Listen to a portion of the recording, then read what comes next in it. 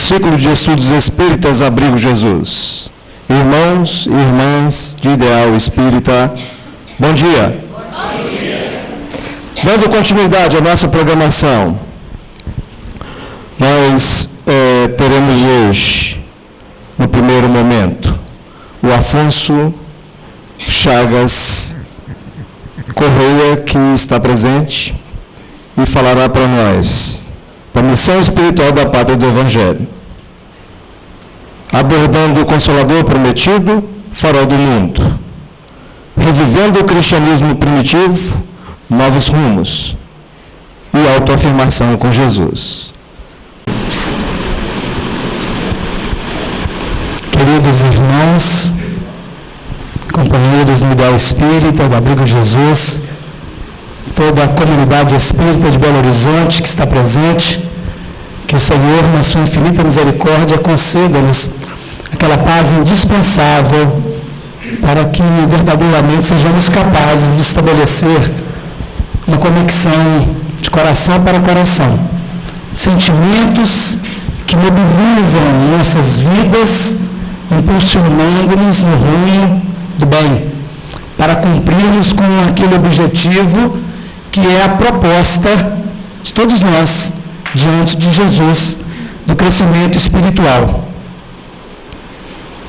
O apóstolo João, em determinado momento, no final da sua vida, é levado às alturas do espaço e ele é convidado a visualizar os destinos futuros do planeta, a observar na série de desenvolvimentos cronológicos e psicológicos espirituais no tempo as destinações futuras do planeta. E em certo momento, no final do livro Apocalipse, ele escreve, capítulo 21, e vi um novo céu e uma nova terra. Porque o primeiro céu e a primeira terra já passaram e o mar já não existe. Dentro das inúmeras possibilidades que possa ser avaliado esse texto, esse versículo, nós vamos tanger no elemento da nossa própria vida no plano material. As novas terras, referindo-se à América, os novos céus, os céus da América, aqueles que abriram possibilidades para o espírito saturado das expressões de guerra e poder, das expressões de sangue e desamor, pudessem estabelecer uma trajetória nova, num plano renovado de valores espirituais. Então o livro Brasil, Coração do Mundo, Pátria do Evangelho, que define os fundamentos, as bases da constituição desta nova terra, deste novo céu, no plano do desenvolvimento, ele abre horizontes à nossa perspicácia, à nossa observação, ao nosso estudo, entendimento, para aquilo que deve definir toda a trajetória futura. Diz o livro, iniciando o processo de observação do que já passou, para conseguirmos alcançar o que virá, que no final do século XIV, entre os anos de 1375 e 1400, Jesus fez uma visita ao planeta Terra. Uma comitiva de anjos e tronos estabeleceram uma nova escada de Jacó ligando o céu à terra.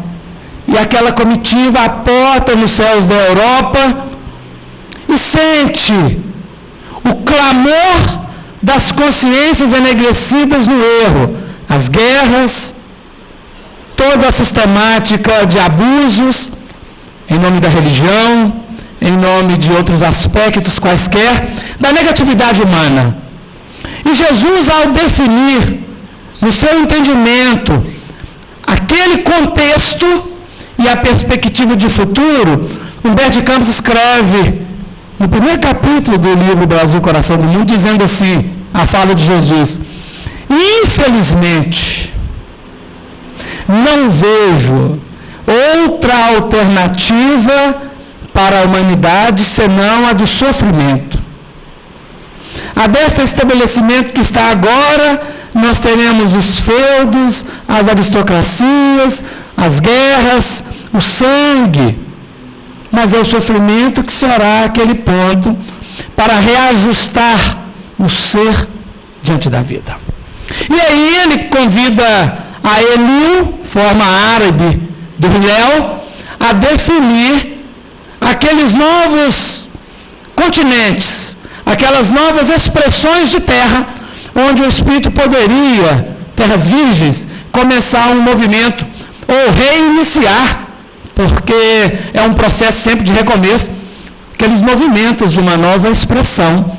E assim aquela caravana conduzida por Eliú, vai até onde é a América do Norte, a América Central, observa as terras, e depois Jesus solicita que pudesse ser encaminhado para aquele torrão de terra ao sul, onde deveria surgir, no tempo, o coração do mundo, a pátria do Evangelho.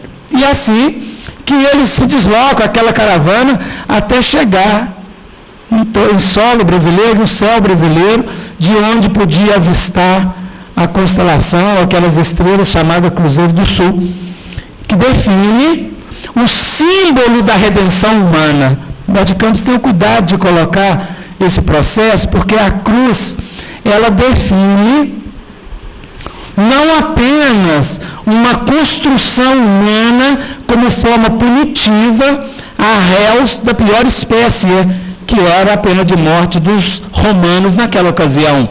Mas a cruz representa para nós que estudamos doutrina espírita e Evangelho de Jesus como aquele processo da redenção da criatura, onde a trave horizontal da cruz, a linha horizontal, representa, segundo Dona Laura e outros instrutores, o sentimento masculino, onde o homem ou o masculino, expressando o seu sentimento, muito intelectualizado, muito na racionalidade, muito operando no plano linear da vida, define uma horizontalidade que a outra expressão que deve atingir a vertical também começa na horizontal.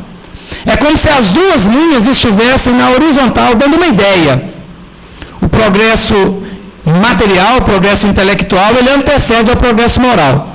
E o progresso moral, ele decorre do progresso intelectual, é como se fosse começando o desenvolvimento de uma perpendicular, ao longo do tempo e do espaço, até conseguirmos fazer a cruz, o ângulo reto, os 90 graus em cada 4 ângulos desta cruz, a definindo equilíbrio e harmonia. Se nós olharmos o Cruzeiro do Sul, ele não está equilibrado ainda não. A estrela horizontal, ela está um pouco na diagonal. Mas é para dar ideia, porque o nosso problema não é astrológico. O nosso problema não são de astros. O nosso problema é de coração e de sentimento, de cérebro e de razão. O nosso processo é de equilíbrio na intimidade do ser, para que este símbolo que de lá, de forma imperfeita, define a perfeição que deve expressar ou ser expressada de nossos corações, da nossa vida, no dinâmica da vida. E o formato dessa nação, que seria definida de futuro pelos próprios habitantes, ele viria atender às injunções de ser uma expressão, lembrando o coração, a definir os valores do amor. E assim foi. No tempo adequado, porque todas as verdades começam no plano superior e são coaguladas, fixadas no plano material, no tempo próprio, no tempo adequado. Nada acontece antes da hora. E no tempo adequado, a descoberta. Nós todos que estamos aqui hoje, chamamos-nos brasileiros, mas estamos aqui muito recente. Os primeiros têm 500 e poucos anos, 514. Mas a maioria de nós tem 200 anos, 100 anos. Às vezes só tem uma encarnação. A nossa identidade de povo está sendo constituída. A nossa chegada, a nossa matrícula na escola, Pátria do Evangelho, Coração do Mundo, ela é um movimento que estamos inaugurando por agora. É muito recente.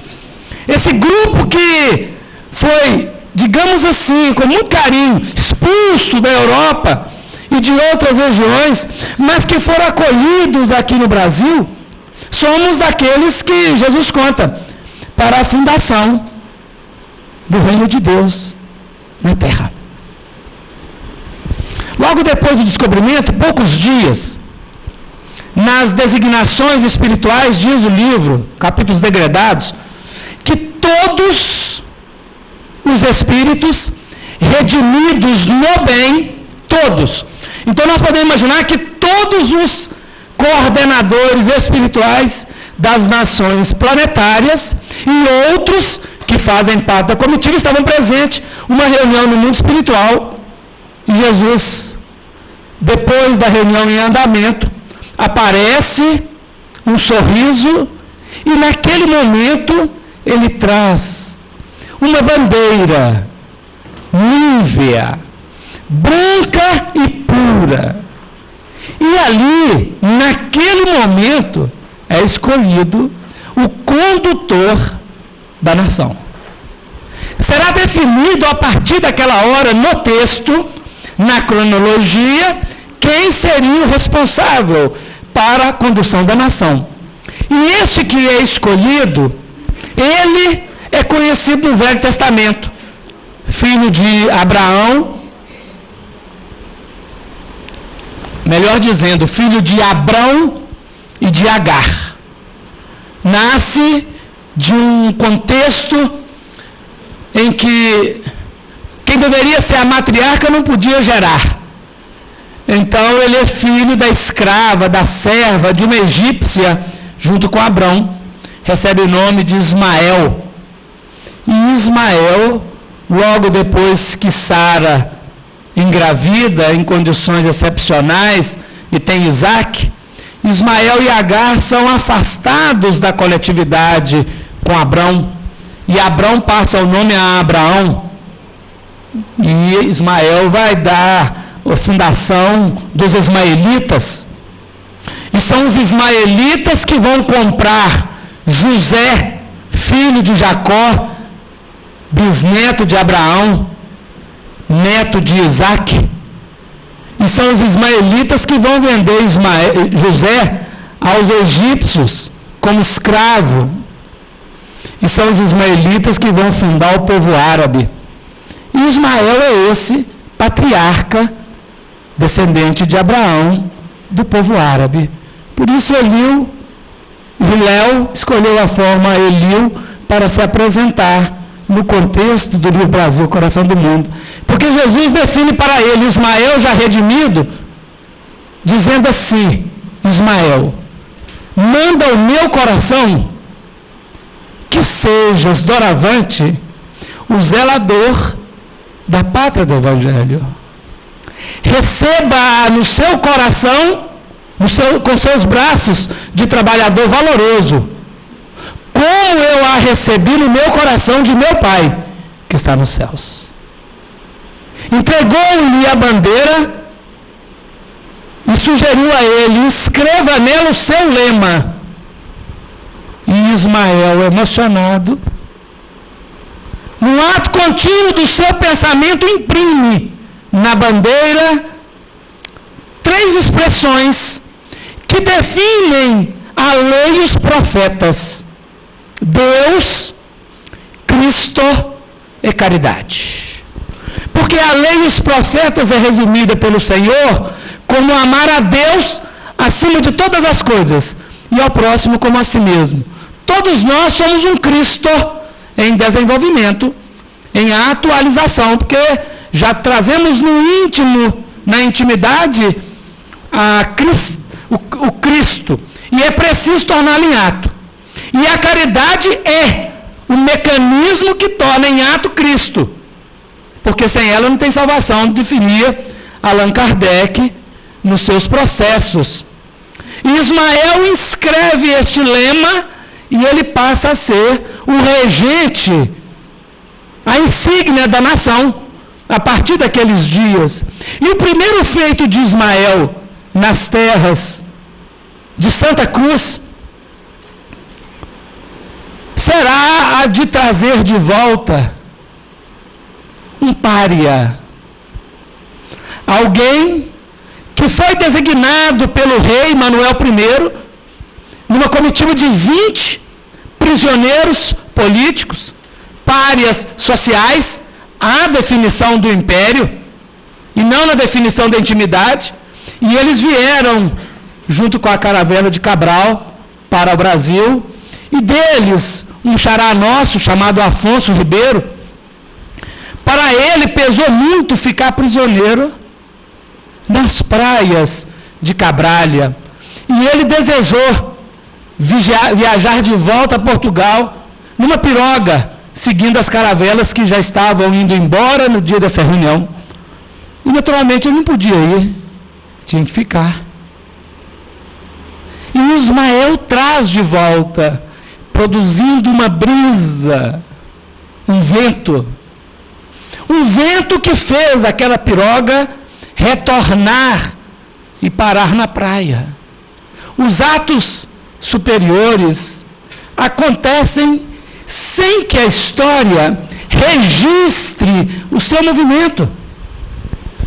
Os olhos dos homens não perceberam e ainda não percebem completamente a ação dos benfeitores espirituais, que vão fecundando, que vão trabalhando na fixação dos caracteres necessários para que no tempo adequado a semente que germinou produza o fruto, que será sim visto por todos, porque nutrirá.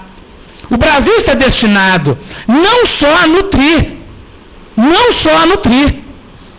materialmente as nações mais pobres do planeta, diz Emmanuel no prefácio do livro, mas principalmente é irradiar as bênçãos do Evangelho para todas as coletividades do planeta. A importância deste ato de Ismael e de todos os que virão até o dia da República, onde na minoridade brasileira tinha intervenção espiritual mais ostensiva em todos os processos da política, em todos os acontecimentos históricos. Ele define aquele movimento em que o espírito encarnado é tutelado. Dentro da sua liberdade, ele é tutelado, para que ele possa atender às expectativas da fixação dos pródomos, para que quando a liberdade, pela emancipação e maioridade, surgir, ele possa responsabilizar-se enquanto coletivo, claro, enquanto nacionalidade, completamente pela sua obra, e fazer todo o movimento de renovação. A história é muito bela, todos nós conhecemos. Isso aqui nós estamos, como diz o evangelista Lucas, quando escreve o seu evangelho, e designa-o ao excelente Teófilo, o excelente amigo de Deus, dizendo: escreva as coisas das quais você já está informado, para que tenha certeza destas coisas. Nós estamos aqui conversando de coisas das quais nós todos estamos informados, para que nós tenhamos certeza destas mesmas coisas no prosseguimento da vida, no dia a dia da vida. E à medida em que o tempo vai passando, vêm os portugueses distintos e outros a fazerem aquele movimento de colonização. E junto com a comitiva de Tomé de Souza, nós vamos receber no Brasil um sacerdote jesuíta. Esse sacerdote jesuíta, ele conta que no dia que aquela comitiva aquela comitiva estava reunida, quando Ismael foi requisitado para ser o condutor, foi feito para os outros que não eram espíritos redimidos, eram espíritos que estavam em processo de redenção, em processo de renovação, que pudessem, se quisessem, vir para conhecer todas as nacionalidades que iriam surgir nas Américas. E ele diz, está no livro Amor e Sabedoria, de Emmanuel, organizado pelo Clóvis Tavares, ele diz que ouviu o convite, tinha desencarnado em 1517, ouviu o convite e veio conhecer as regiões das Américas. Viajou à América do Norte, à América Central, mas sentiu-se muito atraído pelas regiões da América do Sul, e em especial o Brasil. Volta para Portugal, reencarna lá. Eu fiz a data errada, que ele reencarnou em 1517, aí ele veio na 1500. Ele disse assim: cansado do crer ou morre, senti no meu coração o desejo de visitar essas novas terras, e fui lá, e veio, e gostou do que viu, e encarnou em Portugal, e veio junto com a esquadra de Tomé de Souza. O seu nome era Henrique Maria Manuel da Nóbrega, Henrique sem o H. As primeiras letras, o E do Henrique, o M do Maria, associado ao Manuel, fizeram a conjunção do seu nome quando espírito na divulgação do Evangelho. Depois nós falamos disso. Ele chega com Tomé de Souza a tornar-se-á o primeiro escritor brasileiro, evangelizador, irá dar as letras do Evangelho para os simples de coração, para os silvícolas que estavam aqui. Depois irá também evangelizar, em outras expressões, não mais como Manuel da Nóbrega, o sedento da justiça, que era a contribuição da raça negra no Brasil. E também irá evangelizar os que buscavam expressões da tranquilidade no coração, que choravam porque estava muito aflito, que seriam os portugueses, que queriam aqui compor essas três raças tristes, o lamento delas na expressão da busca da redenção, da busca do superior. Ele vem junto com vários amigos, José de Anchieta, Martim Afonso de Souza e vários, e vão fazer um processo de fixação, de fecundação das bases brasileiras. Será responsável pela fundação de São Vicente, será responsável pela fundação da cidade do São Salvador, será um dos responsáveis pela fundação do Rio de Janeiro. Ou seja, principais cidades brasileiras daquele tempo nascente terá a sua ação na sua elaboração e fundação, mas em especial a cidade de São Paulo. Conta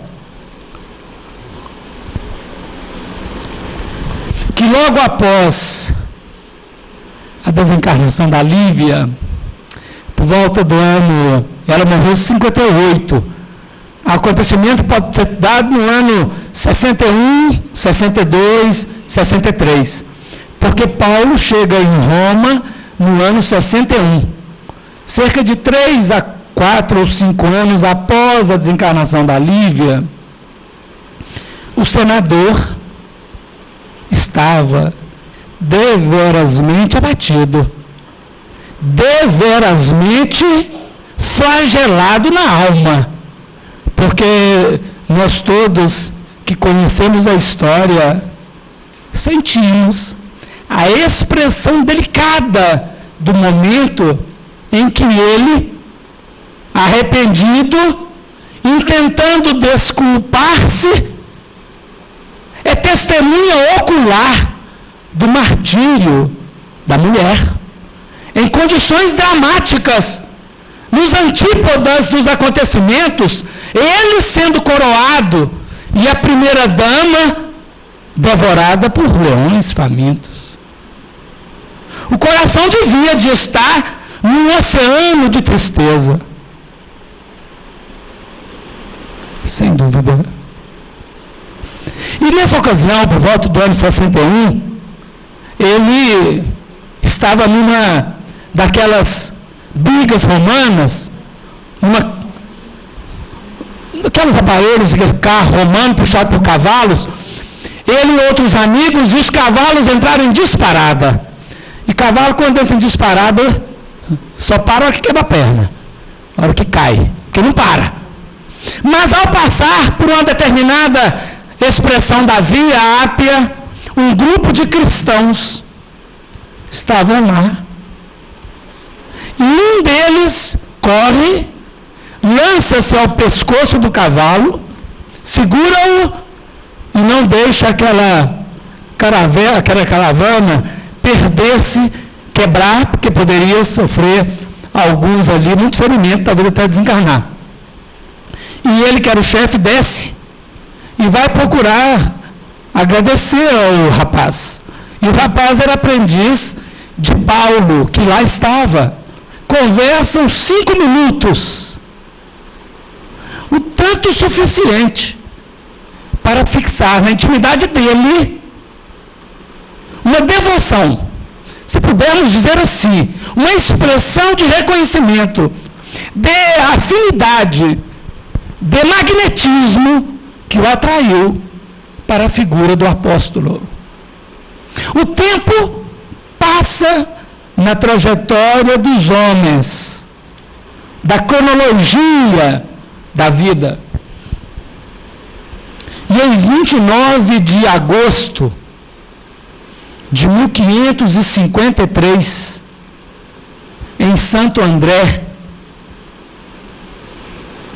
que é uma cidade de São Paulo, ele, o Henrique Maria Manuel da Nóbrega, realizava uma missa, primeira missa. E no momento em que ele termina a missa e está de volta à sua localidade, aparece para ele o apóstolo Paulo e diz a ele: eu desejo que você organize com seu grupo e finde aqui, neste planalto, uma cidade que será a condutora intelectual da nação que surge. E ele, observando e ouvindo a orientação do apóstolo desencarnado, para e ouve-lhe dizendo: 4 pilares deverão reger esta nação e esta cidade: o amor, a fé, a caridade e a instrução. O amor, a fé, o trabalho e a instrução. Os 4 pilares que Paulo definiu para o Manuel da Nóbrega realizar na cidade. Ele reúne os seus amigos, seus colaboradores, seus companheiros, José de Anchieta e outros, e planeja a fundação da cidade. E todos já queriam que a cidade fosse fundada imediatamente. Já tinham os planos traçados, mas ele posterga até 25 de janeiro de 1554. Porque é o dia que a cristandade comemora a conversão de Saulo às portas de Damasco. Os ascendentes místicos, os ascendentes espirituais, são chamados na fundação das cidades, na organização básica do povo, que deve facultar-lhe, na sua operação, não esquecer de Jesus, no tempo adequado. Ainda que nos primeiros movimentos o coletivo não o reconheça plenamente em espírito e verdade, mas que no movimento contínuo da vida possa, no tempo correto, expressar-se. E assim foi. São Paulo surge no horizonte da vida brasileira para ser a condutora da nação, junto, naturalmente, com todos os estados, cada um com a sua função, cada um com o seu departamento de atuação. E estes portugueses distintos, que estão em solo brasileiro desde a primeira hora, eles vão, antes da fundação de São Paulo, fundar a primeira cidade espiritual brasileira. A célula máter espiritual, numa região ainda umbralina, mas fronteiriça à quarta esfera espiritual, que é a cidade de Nosso Lar. Mas na busca da fecundação para essa cidade, eles não utilizaram uma arquitetura portuguesa. Não utilizaram a fecundação portuguesa.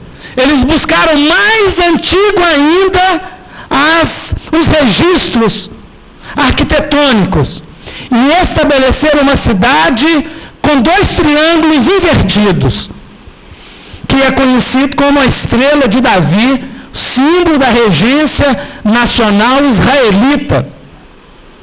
E a cidade de Nosso Lar, fundada por estes portugueses distintos, onde habitavam índios desencarnados, eles vão fazer naquele trato de terra uma grande expressão que geograficamente está encobrido o estado do Rio de Janeiro, e não só a cidade do Rio de Janeiro, avança por todas as outras cidades brasileiras, porque as outras são sucursais, surgiram a partir dela, constituindo esta estrutura de uma estrela de 6 pontas,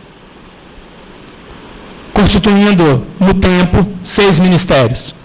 Cada ministério tem 12 ministros, compondo um tanto de 72 e o governador. Lembrando que Jesus escolheu 12 discípulos na primeira hora e dividiu os 12 em 6 duplas, onde cada dupla deveria ter um trabalho de execução. E além do trabalho de execução moral, da dinamização do Evangelho para todas as criaturas, aquelas 6 duplas, elas precisavam, cada dupla, conquistar mais 12 trabalhadores. Não está no Evangelho isso, está num dado de pesquisa, sem poder dizer que tem algo escrito do mundo espiritual confirmando isso. Mas só a gente fazendo uma ideia. As 6 duplas deveriam conquistar 12 trabalhadores. E tiveram um prazo de 1 ano para fazer assim. E o que nós vemos é que, em 1 ano após Jesus começar a sua tarefa, ele tem uma designação a 70 que vão pregar o Evangelho. Se nós multiplicarmos 6 vezes 12, é 72. Significa que as equipes conseguiram quase que plenamente exitosa a sua atuação. Uma dupla deve ter tirado 10 somente. Ou 2 duplas, somente 11 cada uma. Está faltando 2. Porque Lucas designa 70 discípulos. Não importa. Então 6 vezes 12, 72. E Jesus depois pega esses 70, divide em 35 duplas. Eu vou fazer a conta para os 72, tá? Porque senão não sai na cabeça aqui. A calculadora, a ábaco, tá? Ela está centrada num elemento só. Separou 36 duplas dos 72. E falou com eles, vai e prega o Evangelho. Mas cada dupla me traz 12 trabalhadores, vocês têm 2 anos de prazo para isso. 36 vezes 12, uma conta bem simples, decorada, dá 432. 432. E aí nós vamos ver se deu certo o processo. Quando Jesus faz sua ascensão, Paulo de Tarso registra na carta aos Coríntios, e Humberto de Campos registra no livro Boa Nova, que tinha 500 lá no Monte Tabor, ouvindo a prece de Jesus, a orientação. A mesma orientação que está no capítulo 10 de Mateus, que está no capítulo 10 de Lucas, que está no livro Boa Nova. É a mesma, porque o discurso é o mesmo. O fazer que é da criatura, porque sempre a orientação é a mesma. É amor e instrução diante da vida. 12 produziram mais 72, somando 12 com mais 72, nós temos 84. E esses mais 432, nós vamos ter 516. Parece que é isso, 516, se eu não estiver errado com as contas aqui. Na multiplicação. Em 3 anos de trabalho, Jesus partiu dele sozinho, com 6 duplas, e agora temos 250 duplas, para arredondar a conversa. Isso foi num processo até o século III, qualitativamente falando, porque aqueles primeiros davam-se ao martírio, imolavam-se pelo amor do Cristo, vibravam em favor do Cristo, ainda que na dor e no sofrimento. Eles conseguiram estabelecer uma doação plena e integral. A partir do século IV, ano 313, 13 de junho, começa a morrer o cristianismo. E morreu completamente. Durante alguns séculos permaneceu morto e sepultado. E teve a sua ressurreição. Não, a palavra certa não é ressurreição. Teve a sua revivescência no século XIX. Há um convite para a revivescência do Cristo, do cristianismo, dos primeiros cristãos, que irá acontecer a partir do século XIX. Essa é uma proposta que o próprio Senhor Jesus, encarnado ainda na chamada Quinta-feira da Paixão, em diálogo fecundante com os discípulos, nos projetos de futuro, ele diz a eles que iria rogar ao Pai. Diz antes: se vós permanecerdes na minha palavra, está bem antes, verdadeiramente sereis os meus discípulos e conhecereis a verdade, e a verdade vos libertará. E lá na frente ele vai dizer: para aqueles que permanecerem em mim, eu rogarei ao Pai, e ele vos dará um outro Consolador, para que fique convosco para sempre, o Espírito da verdade, que o homem não conhece, porque não o vê. Esse vos ensinará todas as coisas. A função é ensinar todas as coisas. Ele lembrará, ou vos fará lembrar de tudo quanto vos tenho dito. Lembrar do que ele já disse. A definir no tempo o processo de recordando, revisando, aprendendo, construindo, reconstruir diante da vida, reviver aquilo que estava morto. E assim foi. No século XIX isso acontece. E no livro Brasil, Coração do Mundo e Pátria do Evangelho, quando chega no capítulo 22,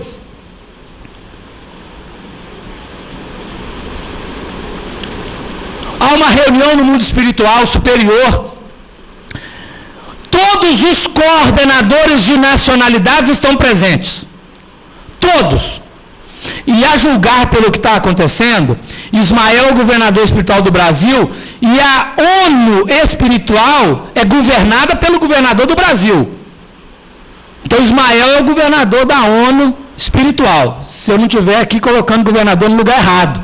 Mas nós estamos só buscando observar as questões. Há uma reunião com todos os espíritos que coordenam nacionalidades e seus assessores. Jesus aparece e define para eles que deveria acontecer naquele século o surgimento do Consolador na Terra.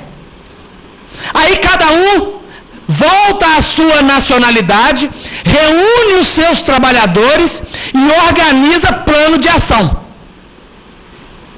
Ismael chega no plano espiritual brasileiro, convoca seus mais dedicados trabalhadores e diz a eles: irmãos, o século atual, como sabeis, deverá dar surgimento na terra ao Consolador prometido por Jesus. Nestes 100 anos, serão trabalhos preparatórios para os outros 100 anos de fixação que deverão acontecer. Ismael falando. Essa reunião aconteceu antes de 1831, porque lá estava o Dr. Bezerra de Menezes, que vai reencarnar. E lá também é dito que foi prestes a findar o primeiro reinado. E Dom Pedro I abdicou do trono em 1831, no dia 7 de abril. Então a reunião aconteceu entre 1830 e 1828, por aí assim, para a gente poder ver as ideias, como que o processo é elaborado com muita antecipação no tempo e no espaço, para que ele possa acontecer com toda a fundamentação no plano objetivo. Nada acontece de improviso no mundo espiritual. E aí, nesse momento, Ismael olha para um espírito e diz a ele: descerás à terra e organizarás todas as diligências no sentido da fixação, no tempo adequado, do coração do Consolador na terra, no Brasil. Será você a palavra da concórdia, da harmonia. Nós estamos em 1830, vamos imaginar. E Bezerra de Menezes vai trabalhar especificamente isto que ele está falando em 1895. De 1895 a 1900. Muitos anos antes ele planejava. Todos nós também fizemos isso, tá? Que antes de reencarnar nós planejamos. O doutor Bezerra de Menezes cumpriu exatamente o que planejou. Nós também estamos no esforço para tentar cumprir algo do que já planejamos, não é mesmo? Claro. Plenamente eu não posso garantir, mas pelo menos estamos no esforço, né? Estamos no movimento. E ele nasceu, realmente. Era o momento que estava em transição, a entrada do segundo reinado. E ela é muito importante que se diga, porque Jesus pessoalmente chamou o Dom Pedro II para o trabalho. O espírito Longinos, que na tradição católica é conhecido como São Longuinho, que ajuda o povo a achar objeto perdido dentro de casa. Um centurião que teve a ousadia, a honra e não sei mais o que, de enfiar uma lança no peito do Cristo morto, na cruz. Não sei se é honra não, mas foi ele que fez. Era costume. E ele é chamado por Jesus, no plano espiritual, e fala com ele assim: Longinos. Chamou pelo nome de lá, não chamou pelas outras encarnações, não. Estou lembrando aqui, ó. Né? Estou lembrando, mas lembrando com perdão. Completa, não tem erro no negócio, não. É tudo certinho. Sente o seu coração preparado para uma grande missão na pátria do Evangelho? Se cumprires fielmente, será sua última encarnação no planeta. Terá redimido no planeta. Outras esferas, igual o doutor Bezerra de Menezes. No Brasil, no planeta, não precisa encarnar mais. E o Longinos, você imagina um pedido desse do próprio Cristo. Eu fiquei imaginando se fosse eu não ia, nem ia. Isso vai demorar ainda. Quantos séculos eu não sei. Eu me enfiei lança no peito dele.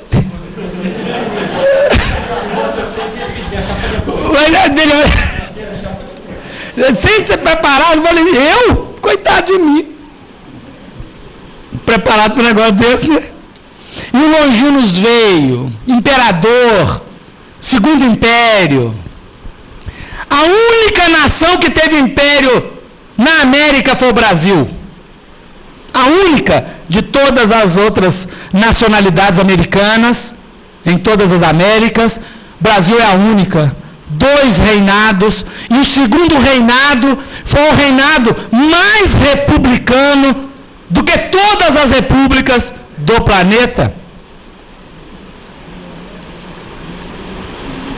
Isso no dizer de uma autoridade política não nacional, extranacional, né? Lá de outro país da América do Sul, falando com um cônsul brasileiro em determinado momento. Acabou no Brasil, acabou no mundo. O único império republicano. O mais republicano de todos. Que coisa bonita. E o Dom Pedro II, durante muitos anos, ele trabalhou e organizou o Brasil, preparando o Brasil para a maioridade.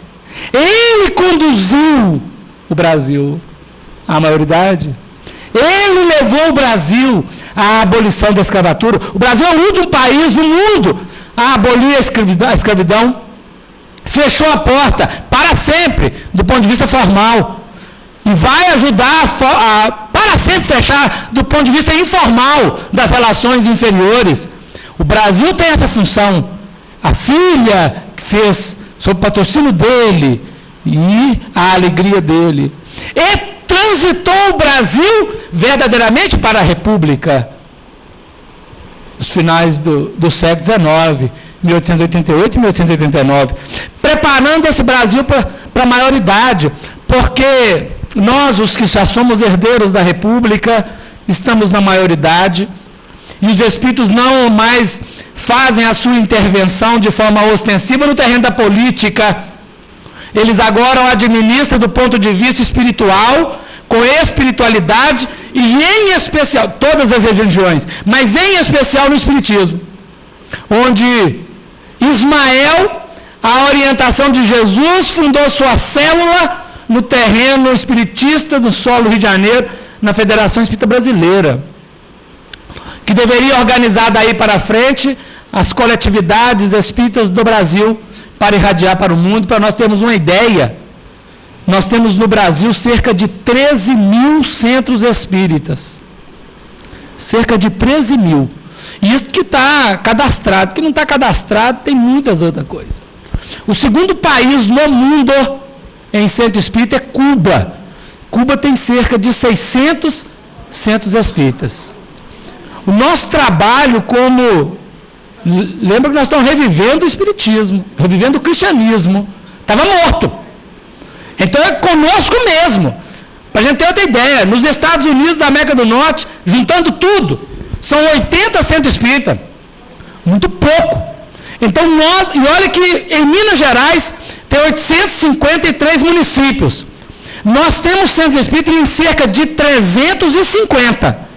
Nós temos 500 municípios em Minas Gerais que não tem um centro espírita. Não é, presidente? Nós precisamos pensar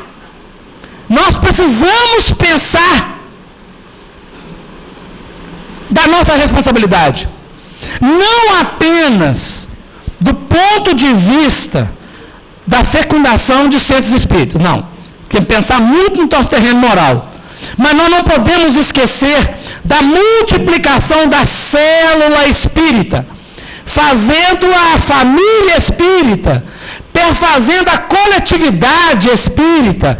Olha que coisa bonita, nós estamos aqui hoje, por misericórdia aqui, na expressão, há quantos anos eu acompanho a Abrigo de Jesus?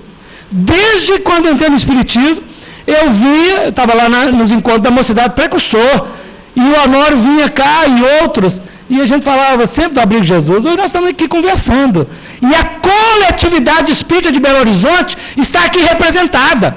A comunidade espírita de Belo Horizonte, no tradicionalíssimo encontro do Abrigo de Jesus, está aqui representada. É uma família.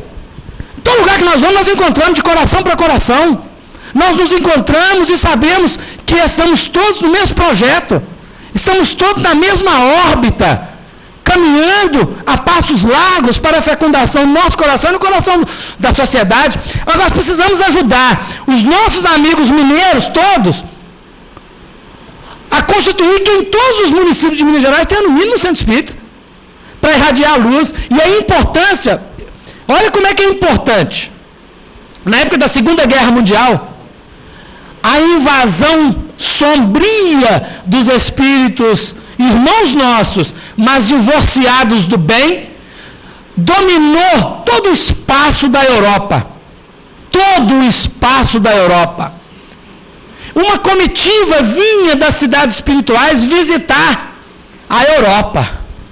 E viu aquela sombra espessa. Mas daí a pouco eles viram uma pequena estrela. Igual nós olhamos daqui e vemos à noite uma pequena estrela. Eles olharam do alto e viram na terra uma pequena estrela. E foram ver o que era. Era uma igreja em Londres, que estavam os cristãos reunidos, protestantes, em oração. Pela coletividade, está no livro Os Mensageiros de André Luiz. Pela coletividade. E ali aquela prece irradiava um fragmento de luz que vazava as sombras. Minas Gerais tem um compromisso que está coladinho com o Rio de Janeiro, de ser o coração do Brasil no sentido do Evangelho. Minas trabalha numa dinâmica, o Rio de Janeiro está noutra. Cada um tem a sua. Nós temos uma importância capital nesse terreno da irradiação dos sentimentos na nacionalidade brasileira. Mas precisamos fazê-lo também no nosso estado, de forma global. E aí que não é proselitismo, mas fundando centros espíritas nos outros municípios, para que a mensagem de Jesus em espírito e em verdade possa atingir todos os corações. A mensagem de Jesus em espírito e verdade possa fecundar e estimular todos nós a conseguirmos repetir a lição dos primeiros cristãos. Não tem mais circo, não tem mais soldado jogando flecha envenenada, não tem mais leão comendo nossas carnes. Mas tem o orgulho e a presunção, a vaidade e o egoísmo a serem dobrados, domesticados, transformados em caridade, em humildade, em mansuetude, em tolerância, em paciência. Tem sim um desafio de desbravar corações rudes na desinteligência e no desamor, para levantarmos a perpendicular, fazendo o ângulo de 90 graus do sentimento feminino na vertical que liga ao infinito, fixado no solo, e a horizontal, o sentimento masculino que liga dois infinitos na linear da vida, e estabelecer a cruz do Cristo, que é a verdade do Espírito, que se auto-imola para que a mensagem crística transpareça. E a cruz representa o lado esquerdo, a ancestralidade biológica que nós recebemos de nossa mãe. E a cruz representa do lado direito a ancestralidade biológica que nós recebemos de nosso pai. Toda a ancestralidade. E a cruz representa, abaixo do travessão, toda a ancestralidade psicológica das nossas várias vidas que trazemos. E essas três forças, elas se encontram para a parte de cima da cruz, que representa toda a vanguarda espiritual que nós precisamos atingir. Por isso o mandamento 4º da lei define honrar vosso pai e vossa mãe. Honrar a ancestralidade que nos gerou ao longo dos milênios. Honrar a ancestralidade psicológica que nos formou ao longo dos milênios, para que nós sejamos capazes da vanguarda do superconsciente em direção às esferas superiores. O espírito Calderaro, no livro No Mundo Maior, ele diz a André Luiz, excetuando Cristo, os homens mais eminentes do planeta, inclui Sócrates, o Buda, o Krishna e outros, não utilizaram 10% dessa parte superior chamada por ele superconsciente. Não utilizaram 10% do superconsciente, não é do subconsciente não, e nem do consciente, é do superconsciente, nem 10%. Ora, se o Sócrates não usou nem 10% do seu superconsciente, e em alguns passos da vida dele, conforme está no livro A Caminho da Luz, ele conseguiu ter expressões iguais à do Cristo. Imagina quando usar o 100%. Imagina Jesus com seus 100% de possibilidades. E ele falou, eu não posso dizer tudo que eu tenho para dizer, porque vós não podeis ouvir, eu vou ter que aguardar o tempo. Paulo escreveu sobre isso na carta aos Hebreus, no capítulo 5º, quando ele fala que Jesus é sumo sacerdote na ordem do Melquisedeque. É um assunto de difícil entendimento, ele coloca lá, capítulo 5:11 dos Hebreus. Sobre esse assunto eu queria falar muito, mas eu não posso, porque vos tornastes infrutíferos no entendimento, crianças no entendimento, estão precisando de leite, e eu precisava dar alimento sólido. Paulo dizendo isso, 5:11 dos Hebreus e seguintes. E lá na frente Pedro comenta isso e diz assim, o irmão Paulo tem escritos de difícil entendimento. Se o que ele escreveu era de difícil entendimento, Pedro está dizendo, imagina o que ele não escreveu. qual que era a dificuldade, não é? Do nosso entendimento, e nós temos que entender isso. O que é o Melquisedeque? Abrindo um parênteses aqui, só uma biografiazinha pequena. Fiz um estudo do Maria de Nazaré há um tempo atrás, e inventei de falar do Melquisedeque. A língua está solta, sai coisa, né? Aí eu falei, e aí uma pessoa estava ouvindo aquilo e falou assim, nossa, o que é isso? Aí foi lá no Grupo Emmanuel para tirar satisfação, né? Chegou e procurou, foi procurar o Honório não estava. Aí ele comentou com uma outra pessoa, numa reunião lá, e falou assim, ó, o menino falou uns negócios do Melquisedeque lá, eu não entendi bem o que ele falou, não. Aí eles me ligaram. Afonso, que negócio é esse do Melquisedeque? A pessoa que me ligou não sabia. Aí eu conversei com ela e disse, não, está lá na carta dos Hebreus, está no Gênesis, lê lá, e dei uma ideia. A coisa foi legal, fluiu, bacana. Porque é um assunto de difícil entendimento mesmo, nós precisamos estudar. Nós precisamos abrir esse horizonte para a caminhada, para o entendimento. Todos os processos da ancestralidade psicológica, da ancestralidade biológica materna, da ancestralidade biológica paterna, conjugam para que nós possamos utilizar todas as possibilidades do nosso superconsciente. Todas as possibilidades da vanguarda espiritual do planeta. E Emmanuel diz para nós, no capítulo 2 do livro Pensamento e Vida, que para isso o espírito precisa aprender a utilizar a vontade, administrando os departamentos operacionais da vida. A vontade deve reger sobre o desejo, porque sem a vontade o desejo pode comprar ao engano aflitivos séculos de sofrimento e de reparação. Porque sem a vontade, a memória pode cair em deplorável relaxamento. Porque sem a vontade, a inteligência pode definir criminalidade. E sem a vontade, a imaginação pode aprisionar-se nas fantasias, na enxovia de crimes, em fantasmas perigosos.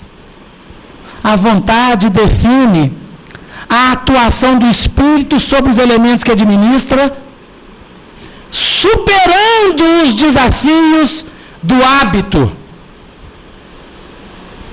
No final do capítulo ele diz, a vontade não pode impedir o reflexo, a reflexão entre seres iguais, semelhantes, naquilo que tange a ressonância, mas ela pode impor o jugo da disciplina sobre os elementos que ela administra, porque a mente é como um espelho. A primeira função de um espelho é captar. A segunda função de um espelho é refletir. Se o espelho for côncavo, ele capta a imagem, reflete conforme ele. Se o espelho for convexo, ele capta a imagem, reflete ele. Se o espelho for trincado, sujo, embaçado, ele não muda a realidade real, mas ele interfere na reflexão da imagem. A nossa mente faz isso. A nossa mente olha uma cena, não vê a cena, vê a si mesmo na cena e interpreta a cena. A mente é um espelho da vida em toda parte, diz o benfeitor, definindo o entendimento, porque o espelho reflete uma imagem, quando limpa e cristalina, invertida, não real. Você pintou o cabelo para o lado esquerdo e sai achando que está abafando, o cabelo está pintado para o lado direito, não está abafando tanto, porque viu invertido.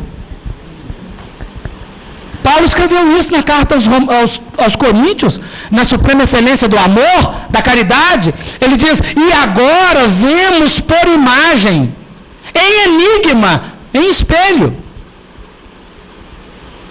Mas então, veremos face a face, e conheceremos como somos conhecidos, ao fazer uso da vontade, trabalhando a disciplina nos elementos básicos que proporcionam ao ser movimentação. Nós estaremos trabalhando uma das maiores propostas que a humanidade já recebeu do plano superior, o autoconhecimento. Foi proposta do espírito Apolo, a pitonisa de Delfos, colocado nos pórticos do templo de Delfos, templo de Apolo. Sócrates foi visitar o Apolo, lá no templo, e viu a frase inscrita, registrou e a dinamizou na humanidade ocidental. Homem, conhece-te a ti mesmo e conhecerás o universo. Era a frase que estava escrita. E o Sócrates veio realmente favorecer-nos com a sua filosofia crística, nas bases que ele atingia, estabeleceu um patamar para nos ajudar o trabalho do autoconhecimento. Conta os comentadores sobre o Sócrates que logo após a sua visita e ele estabeleceu a sua escola, um aluno, um discípulo, foi ao templo procurar orientações com Apolo, e Apolo disse ao aluno: eu te afirmo que Sócrates é o homem mais sábio da terra. Aí o aluno voltou empolgado, porque ele era estudante do melhor dos melhores, do melhor professor, do mais sábio, e disse ao Sócrates: Apolo falou que você é o mais sábio da terra. Eu sou um sábio que sei que nada sei. Eu sou um sábio que sei que nada sei. O aluno ficou meio triste com aquilo e foi fazer as reflexões. E Sócrates ficou com um problema, porque a ideia era: Deus Apolo não mente. Deus quando é minúsculo, Apolo não mente. E se Apolo falou alguma coisa, Sócrates não se reconhecia como sábio. Se Apolo falou, eu tenho que investigar. Sócrates foi a campo investigar a sabedoria que lhe era atribuída, que ele não reconhecia. E o que Sócrates fez? Foi à praça, à ágora, e chamou alguém que falou assim: você é um sábio? Ele estava ensinando, e a pessoa falou assim: eu sou um sábio. Então Sócrates perguntou a ele assim: o que é a verdade? A verdade? A verdade? A verdade, por exemplo, eu vou te dar assim: quando uma pessoa não mente, ele está sendo verdadeiro.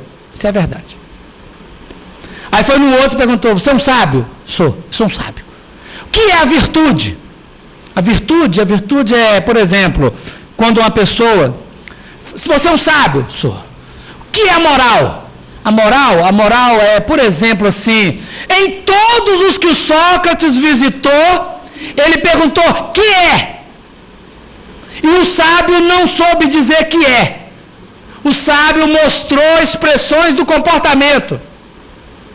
Não era um sábio. E Sócrates, então, foi entendendo.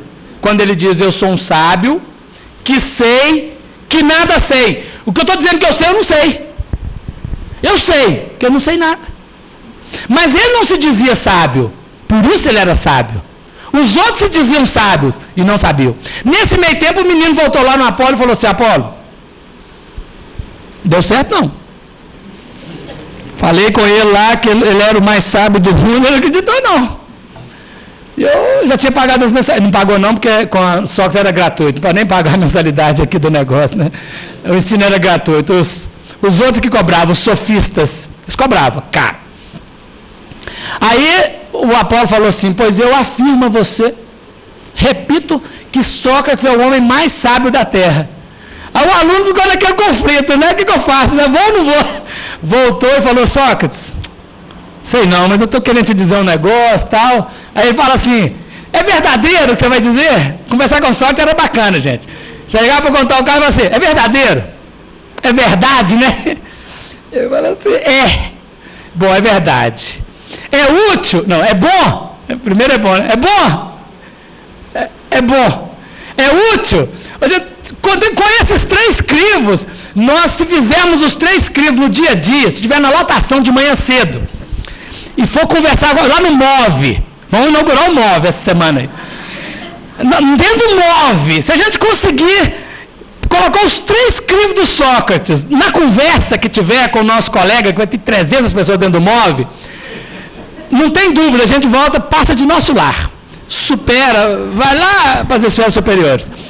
Aí o discípulo falou assim, não, é verdadeiro, é bom e é útil. Então pode falar.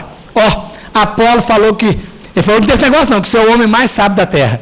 Aí o Sócrates saiu com a outra, né? Ele falou assim, sim, eu sou um sábio, mas o que eu sei é gota. O que eu desconheço é o oceano.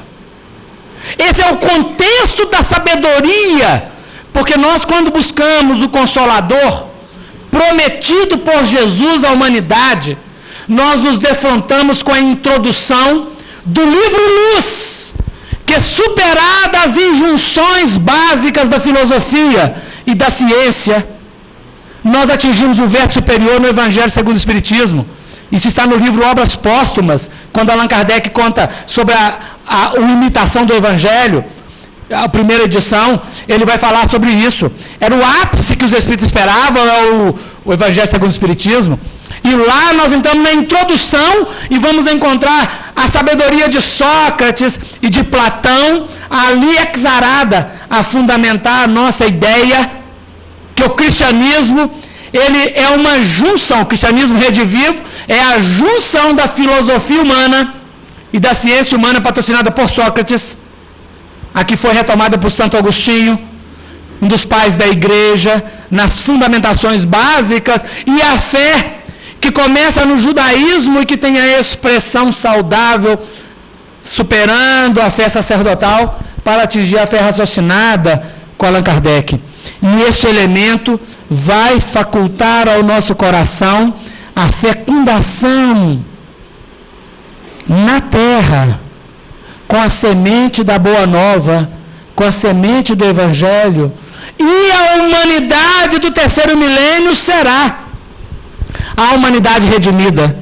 Porque quando Ismael disse dos 100 primeiros anos e dos 100 segundos anos, ele estava se referindo ao período de tempo que vai de 1857, surgimento do Consolador na Terra, até 2057, tempo de término da transição para a inauguração de mundo regenerado, segundo Emmanuel no livro Plantão de Respostas Pinga Fogo 2, quando ele dá essa informação, dá essa data. Então esse período que vivemos dos 100 anos primeiros, que terminou em 1957, e os 100 anos segundo, que define a segunda metade de fixação, nós estamos em processo de transição. Por isso que os eventos, às vezes, da Terra parecem tão conturbados, tão complexos, tão desafiadores, tão difíceis. É porque Jesus havia dito que, infelizmente, o único caminho possível para a humanidade era o do sofrimento. Porque a dor ia abreviar, facultando ao Espírito, tendo abreviado o seu karma pela dor, poder inaugurar a regeneração em bases seguras de despertamento consciencial e espiritual. Esse momento para nós é significativo. Em 1957, concluindo a primeira metade da transição, o Brasil, Minas Gerais, Belo Horizonte em particular, nas regiões do bairro Carlos Prates, começa a se estudar o Evangelho naquilo que chamamos carinhosamente de miudinho.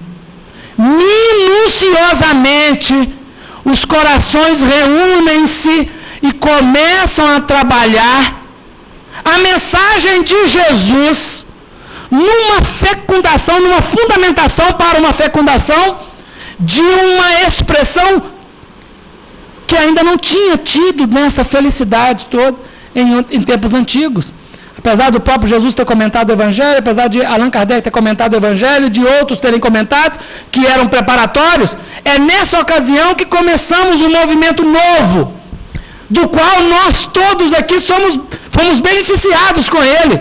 Todos nós bebemos nesta fonte que estamos aprendendo, para que, uma vez aprendida a lição, sejamos capazes de replicá-la diante da vida, favorecendo as nações, favorecendo os corações, a retomarem a atividade de voltar às letras, que, coagulado na matéria, é a maior incógnita da humanidade, a Bíblia inteira. e que coagulado na matéria a outra incógnita sou eu mesmo. Então o autoconhecimento que nós estamos ouvindo da proposta de Sócrates e vulgarizada pelo Santo Agostinho para o espírita, depois como espírito, no Livro dos Espíritos, ela define decifração da esfinge humana. E o estudo do Evangelho define a decifração da esfinge crística, porque a Bíblia é a história do Cristo. Toda a trajetória da saída do Pai, a descida à terra e o retorno ao Pai, definido no Velho e no Novo Testamento, que precisamos estabelecer o conhecimento. Emmanuel diz para nós no livro Consolador que o Velho Testamento é a base, é o alicerce da revelação divina. E o Evangelho é o edifício da redenção das almas. E é neste edifício, nele que nós entramos, dele que nós saímos, que voltamos a entrar e achando as pastagens, alimentando, nutrindo a nossa alma, e essa nutrição é amor, porque o amor é que alimenta a alma, tendo a chave. Então nós hoje que estamos reunidos em preces, cantando hosanas e aleluias ao Criador, agradecendo, louvando pela vida, nós que estamos nos pedidos, suplicando ao Senhor que nos dê clareza emocional, psicológica para a realização na vida, nós que estamos louvando o seu nome generoso e bendito, nós reunidos, recebendo estes eflúvios, compenetramos-nos na intimidade, compenetramos-nos na profundidade daquilo que já conseguimos atingir em nós mesmos, das magnas responsabilidades da nossa atuação como fecundadores do Evangelho no coração e na sociedade, no coração da criatura e na sociedade humana, para que verdadeiramente a humanidade regenerada seja fixada na terra. E que possamos viver linhas da capacidade do superconsciente de operar com amor, doravante, para sempre. Implantando na terra figurada Nova Jerusalém, que não mobiliza uma fé sacerdotal fixa e rígida, dogmática, mas uma Jerusalém celestial, que abre ao coração não mais somente a fé que raciocina, mas a fé fidelidade, a fé que entrega plenamente à criatura sua vida ao Criador, a fé que define essa abertura e que opera, não segundo o seu querer, mas conforme a vontade do Pai que no alto, nas alturas, define o que fazer, o quando e o onde. Nós que muitas vezes ficamos ansiosos pelas melhorias, ansiosos para que o acontecimento se dê, apressados querendo que seja para ontem, sejamos daqueles a reconhecer que Jesus está no leme de todas as embarcações, da embarcação maior que a terra e de todas as embarcações menores, dos tantos bilhões de espíritos que estão administrados por ele. Jesus é que define o tempo de cada coisa a acontecer conforme a legislação espiritual, e nós somos os operários que devemos procurar saber qual que é a nossa função neste atual momento e o que é que podemos fazer, porque se espera de nós no que fizermos. E o que é que fazemos de especial? O que é que fazemos demais? Porque se comportarmos apenas como os gentios comportam, como os homens de má vida, apenas na repetição dos padrões de todos os dias.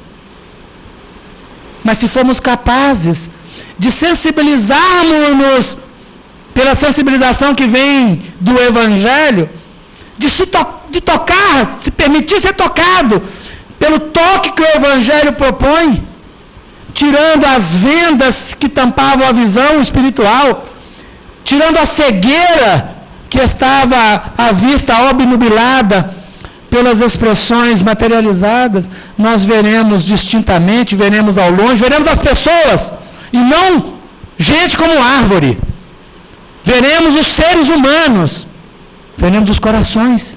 Veremos de maneira a poder estabelecer um relacionamento, não mais de uso, mas de sentimento. Não mais de troca vil, mas de fraternização, de construção espiritual. Essa proposta é nossa. Esta vanguarda que está colocada para todos nós, foi colocada pelos cristãos da primeira hora. Nos 3 primeiros séculos fecundaram, e nós temos os milênios para frente para fecundar.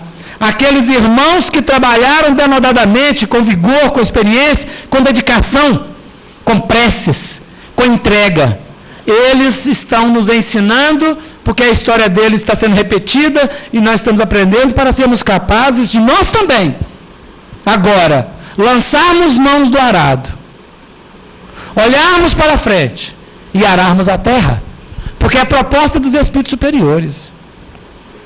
Então, nesse dia tão magistral, em que reconhecemos a missão espiritual do Brasil, que deve irradiar para todo mundo as luzes do Consolador, que deve aglutinar no seu solo todas as diferenças e fazer um todo a partir daquilo que parecia ser diferença, mas que é singularidade, formando um todo maior que as partes, mas que é um todo de todas as partes, e poder auxiliar a humanidade a replicar no coração essa vivência.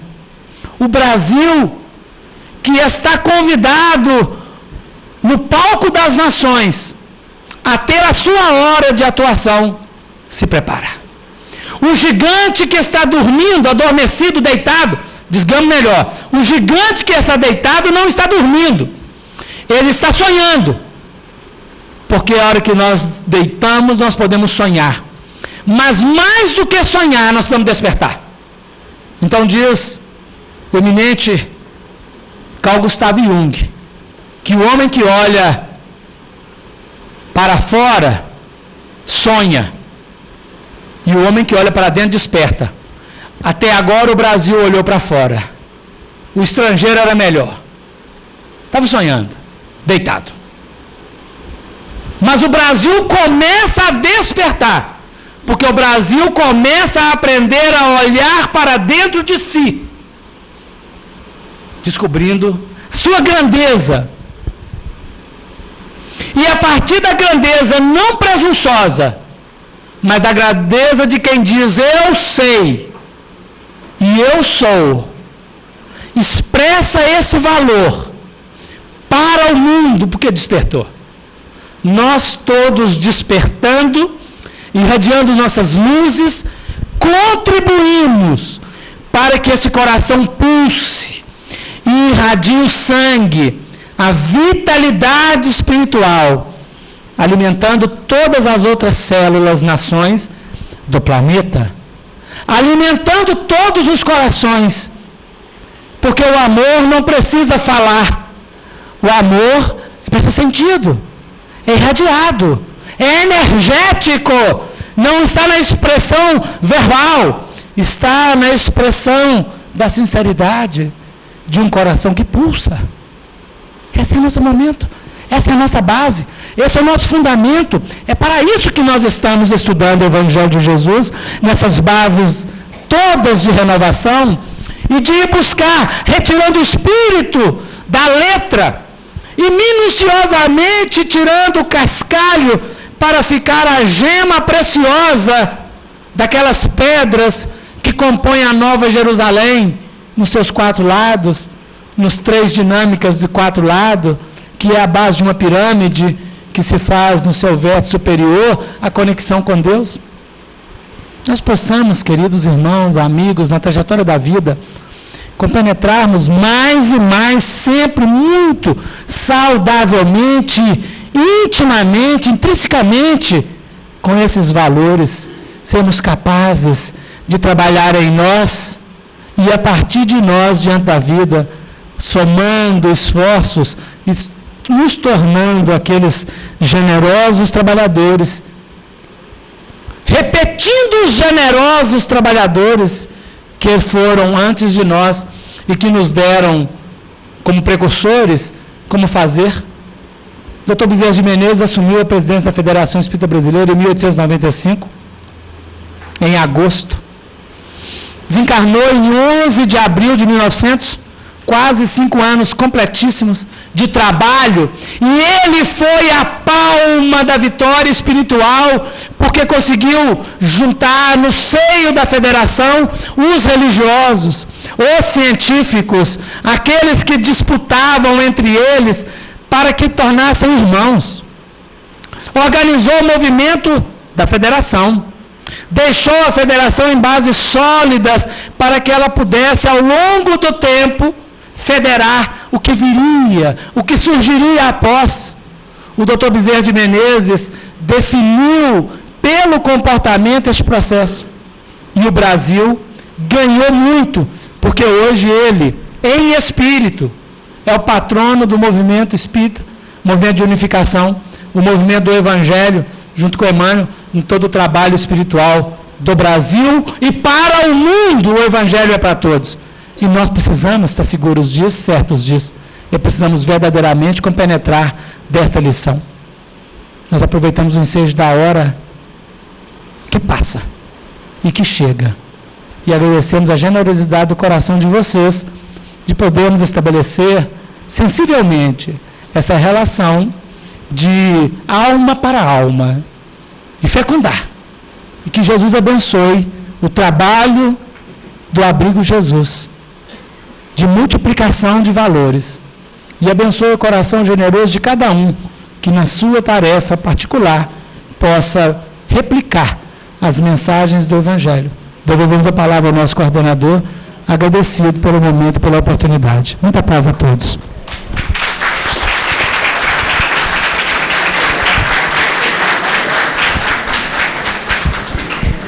Nós que agradecemos ao nosso irmão Afonso por ter atendido o nosso convite, por trazer aqui essa contribuição preciosa que amplia mais dentro de nós todo esse material, todo esse acervo para reflexão.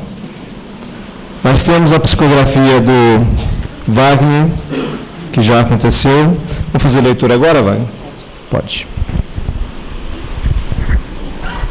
Celeiros da Luz, bom dia a todos. Queridos irmãos e irmãs, que o Senhor, em sua misericórdia, nos envolva em harmonia e júbilos espirituais. A nossa doutrina, que revive o Evangelho de Jesus, é um divino celeiro do amor, emoldurado em imortal sabedoria. Adentrar-lhe os domínios significa iniciar-se nos esplendores cósmicos, desvelando os potenciais herdados de nosso Pai Criador. Mas seu convite é permanente, pois as fontes do amor não cessam de jorrar luzes para todos os domínios do universo. A capacitação individual é dever de cada criatura, portas adentro de si mesmas. Somos egressos de círculos dadivosos, em que o estudo nos descortina novos horizontes à mente, e esta, irrigada por forças sublimes de vanguarda, fecunda os territórios sentimentais, induzindo-os à produção abundante, que transforma efetivamente o plano interno do ser, gerando a conexão da fraternidade. Os investimentos recebidos por nós, meus irmãos, nesse concerto de luz e amor, são genuínas manifestações da excelsa bondade. Por isso, à frente de dissabores existenciais, os corações já visitados pelas claridades superiores devem responder com paciência e humildade, coragem e determinação às circunstâncias. Evangelho e Nova Luz somente existirá nessas bases de renovação mental, com reflexos vivos no comportamento. Sem testemunhos, o mundo em que vivem os homens permanecerá na escuridão dos vícios e das corrupções lamentáveis. Reações furiosas e inconformadas são notas escuras da personalidade. O seguidor do Cristo silencia quando não pode operar objetivamente pela renovação dos hábitos e concepções equivocados. Essa ação é mais vigorosa que todo o movimento emocional que estamos acostumados a sentir e a observar, porque revela a libertação do mal e a vigorosa inserção na luz. Trazemos aqui o nosso abraço, e o abraço dos trabalhadores já desencarnados de nosso ideal com o Senhor. Mantenhamos-nos unidos pelo genuíno bem, porque essa é a geratriz do novo tempo que aguardamos em serviço e testemunhos morais. Que a bondade do alto, expressando a presença do Mestre, seja conosco. Paz para todos. Honor Onofre de Abreu. Amigos e irmãos da caminhada espiritual à luz da doutrina espírita, Jesus seja nosso sol de todos os dias, de todas as realizações. Peço-lhes prosseguirem orando por todos nós que já comungamos juntos os ideais da fraternidade e da caridade cristã. Voltando meus olhos saudosos à amada esposa Célia e a meus filhos, peço as coisas por dirigir a eles neste conclave de amor e luz breves palavras de ternura e gratidão. Célia querida, os laços parecem tecidos de força desconhecida, porque quanto mais busco crescer e me melhorar para Jesus, mais minha alma enxerga em seu coração o coração eleito para a longa jornada da ascensão. Beijo-lhe as mãos e reverencio a dedicação dos filhos a nós, esperando deles, sem exceção, o devotamento a seus lares e familiares, conforme sempre conversamos e buscamos orientar sob os auspícios desta fé fervorosa e renovadora no Espiritismo. Que nosso amor de família, de clã, seja um alicerce para a projeção de nosso amor à humanidade, aos que sofrem. Amplexos de ternura e saudades, com nossos votos sinceros de ventura e paz aos irmãos de nosso ideal. Kleber Varandas de Lima.